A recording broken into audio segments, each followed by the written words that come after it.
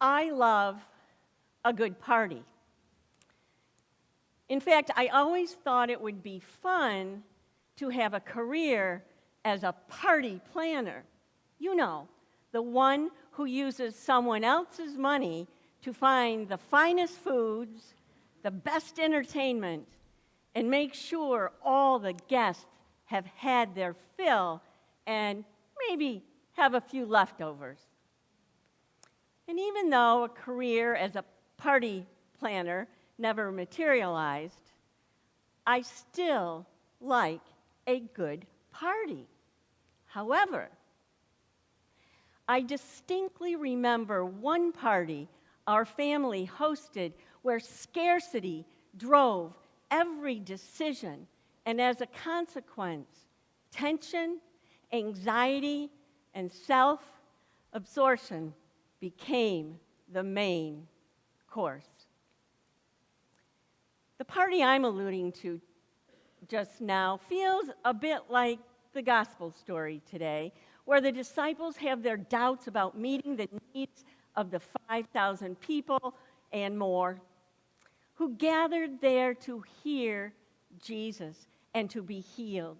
You see, I too had my doubts about providing for a family who had visited our church just a handful of times over the course of the last few months. I had come to know a bit of their story, and in light of this, I realized they had nowhere to go for Easter dinner. They were in temporary housing. They had very little money, and their extended family had severed ties with them a while back. And so, I extended the invitation for them to spend Easter dinner with my family. Sounds like a noble gesture, but truthfully, we too, as a family, were struggling. We were struggling to make ends meet. In fact, it made no sense at all for me to extend an invitation for which I had no idea how it would materialize. I had no idea where the money would come from to buy the food, and not just the food, but providing a banquet of the finest. But nonetheless, party plans were set in motion, and I pretended to proceed with wild abandon to provide a meal that would have received accolades from some of the greatest food critics in the nation. Compassion and hospitality for the less fortunate was the name of my game, and I was up to the task until I wasn't. Until fear set in, fear of not having enough of what it took to put on this lavish party. In our gospel lesson today, we find Jesus in a state of grief and lament. Because you see, his dear friend, John the Baptist, had just been killed and his head served up on a platter during the party of King Herod. A party characterized by great wealth and luxuriousness, a party hosted by a tyrant concerned for his own power and well-being, a party full of hatred and death. And this is where our gospel reading begins today, with Jesus reeling from grief and loss and longing to be alone. But if you know anything about Jesus, and I know you do, he tends to be a magnet for crowds, and not always at convenient times for him. What is striking here, however, is that Jesus sets aside his own pain, his own loss, and he responds out of deep compassion for the crowds. He comes in response to the people's suffering, even in the midst of his own. And this, in my opinion, would not have been the best time to put on a dinner party. At least, it wasn't for me at that time. And I surmise it wasn't for the disciples either. Because when it was evening, the disciples came to Jesus, and they said, "This is a deserted place, and the hour is now late." It's nighttime. "Send the crowds away so they may go into the villages and buy food for themselves." But Jesus said to them, "They need not go away. You give them something to eat." You give them something to eat. The emphasis on the word "you" is emphatic in the Greek. You, Jesus said, you give them something to eat. You see, the disciples' role in this story is vital to how the story unfolds. And we, too, are vital to how the story, the bigger story of Jesus, unfolds. And I have to wonder if the story of feeding the 5,000 plus is about more than food. After all, this story is found in all 4 Gospels. And I get the sense the story sums up what we call discipleship, an invitation to action and involvement. But in all honesty, I get what the disciples are hinting at.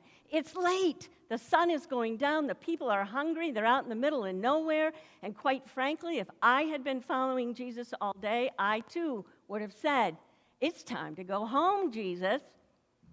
And the disciples knew from past experiences that hungry mobs can create quite a stir.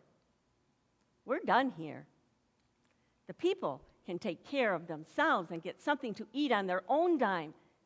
But what the disciples didn't realize, or maybe had forgotten due to their growling stomachs, was the people in the crowd could not just go and get dinner at the local diner.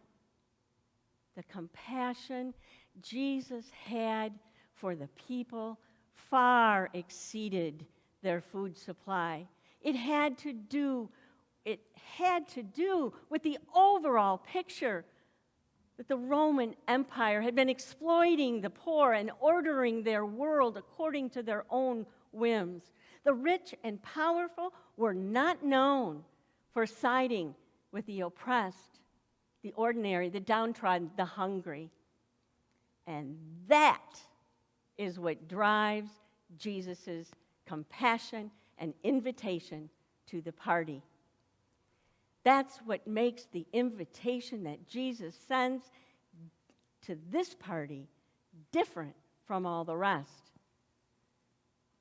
But it is the next line in the gospel reading today that really, really hits home for me, and perhaps for you too.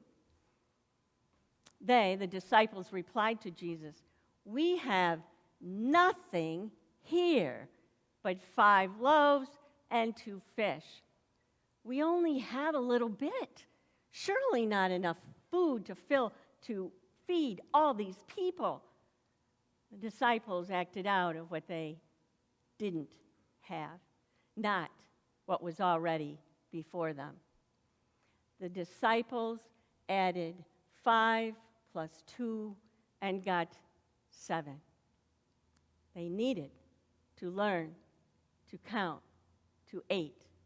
They needed to learn that Jesus' math doesn't match the status quo. They needed to learn that the promise of provision is their future, as uncertain as it may have seemed. The disciples had forgotten who was hosting the party. Perhaps we too need to count beyond the obvious, beyond what we don't have to what God can provide. And trust me, it's not easy to envision throwing a party when living into our scarcity. And that is not just where feeding the hungry is concerned. And I feel that today, as we are just 6 weeks from our fall programming here at First Lutheran, we are in need of a lot more people to lead children on Sunday mornings and Wednesday nights, to participate in Wednesday night dinners, in service projects such as Supper House and God's Work Our Hands. We need people to be a part of the party. I am looking at what we don't have today as we are looking at 6 weeks away, and I'll be honest with you, we need people. But as I stand here today, I am reminded of what we do have. You. We have you, all of you, coming to experience the abundance of God's love and grace. The prophet Isaiah today invites the people of Israel to live an abundant life, even if they don't have it all together. Come all who are thirsty, come to the water. In the Message Bible, Eugene Peterson says, come to the water even if you're penniless. Come anyway. Come out of your scarcity and live into the life-giving, life-nourishing words, and be reminded of the covenant commitment God made with us. A sure, enduring love where nothing is required to come but thirst. Our lives do not have to be neat and tidy. And the call to discipleship lives within the promise, but is rarely tidy or convenient. But needless to say, the call, the invitation, it needs our RSVP, even in the midst of our own short-sightedness. Oh, and I forgot something.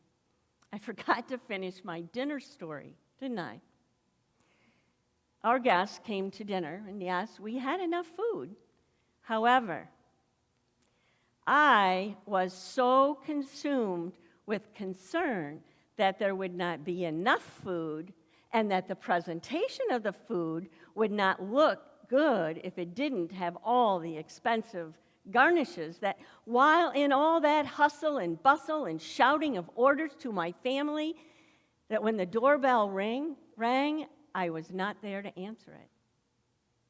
I was not there to greet our guest because, you see, in my hurriedness, in my worriedness, I cut my finger so deep it needed stitches. But the party went on without me. And guess what? They had leftovers. And they had the joy of fellowship. The gospel story today is often called a miracle. But the miracle isn't about where all the food came from or how it happened. The writer never alludes to that. The miracle, you see, is in the meal of bread and wine. It is in the table that is set for everyone and not prepared out of scarcity, but out of abundance. And I believe with all my heart that something happens in the space between this death and resurrection. Something happens between the invitation and the meal itself. You see, the party that Matthew's Jesus is inviting us to begins with compassion and the well-being of others. That is the meal that sustains life, the life of others and the life of ourselves. Yep, it's party time. And trust me, the food is good. The company is simply amazing. So won't you join me in inviting the crowd to the table? Amen.